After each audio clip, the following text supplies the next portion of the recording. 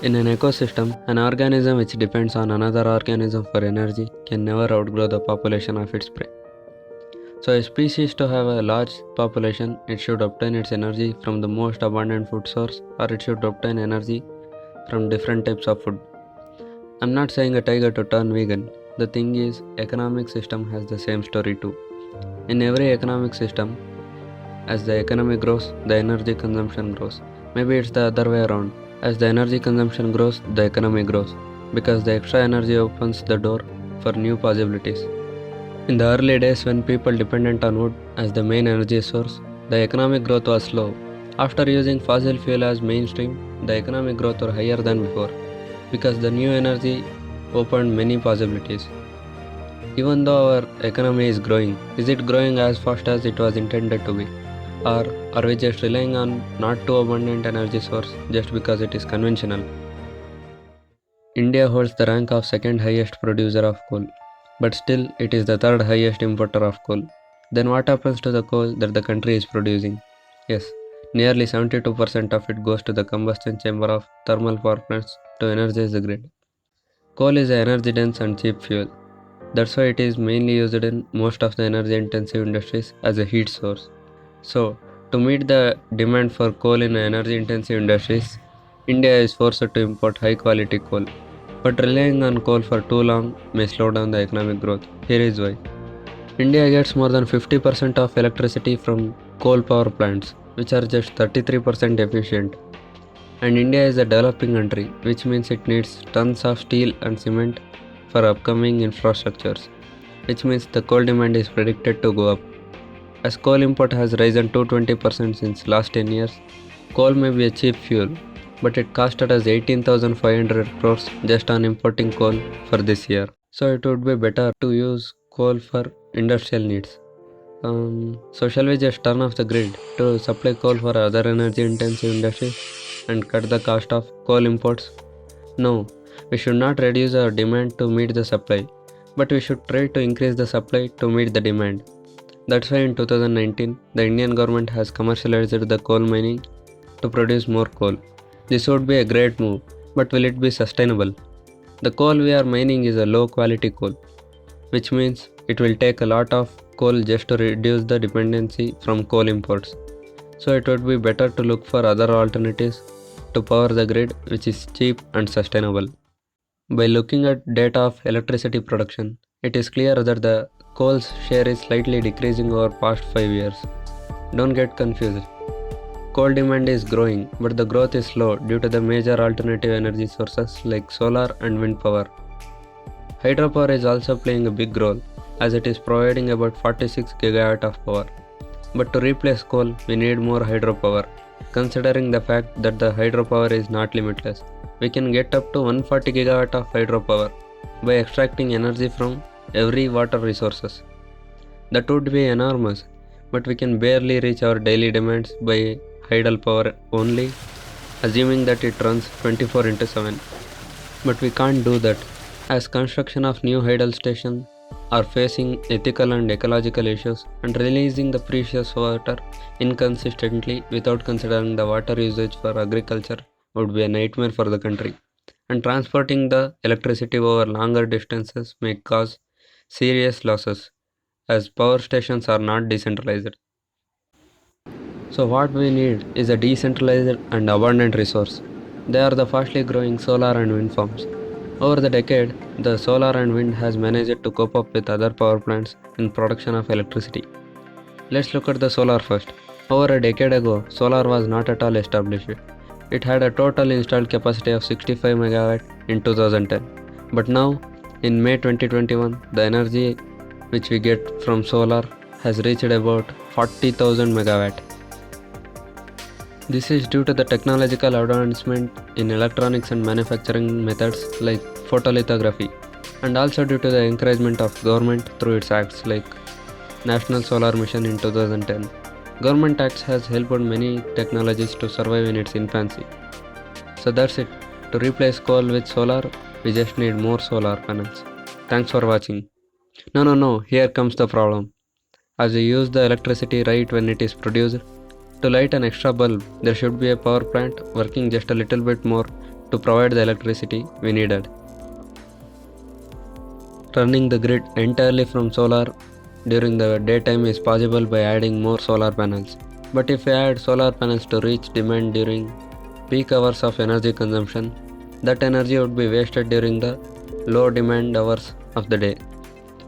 We can trade the extra energy with other countries, or we can store it for the night.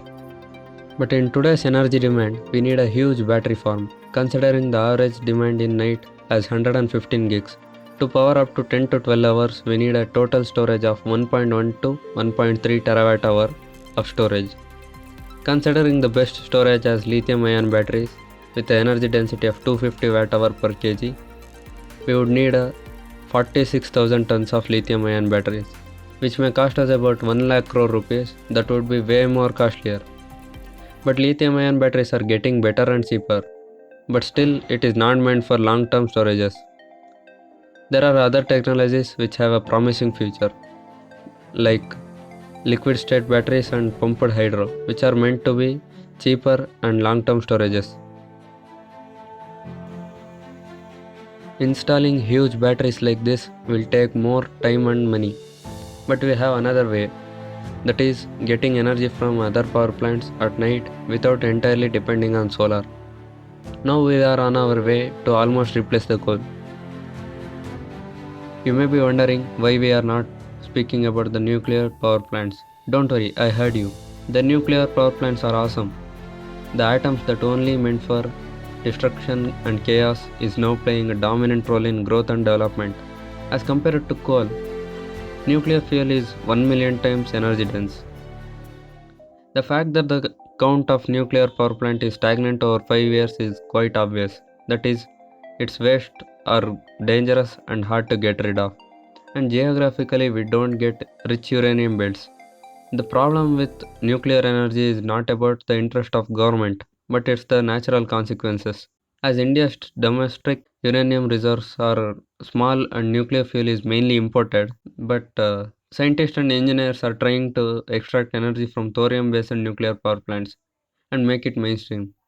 So it might have a part in our video just when thorium is worthy. So now back to wind power. India has an installed capacity of 39 gigawatt of wind power, and it is the fourth largest contributor in the country.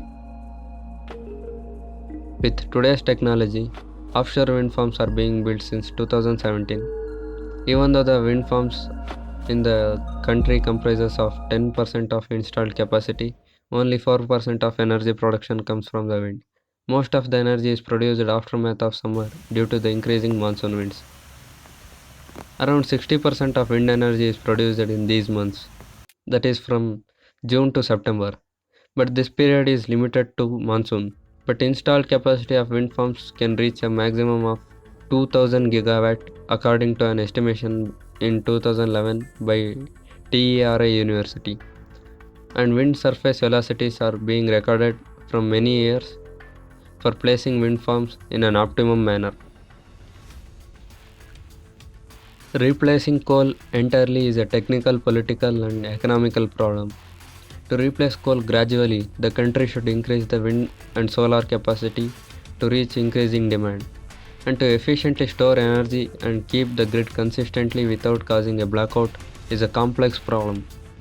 As we don't have a steady climate or a multi-time zone landscape, so storage technology is the key for the stability of the grid.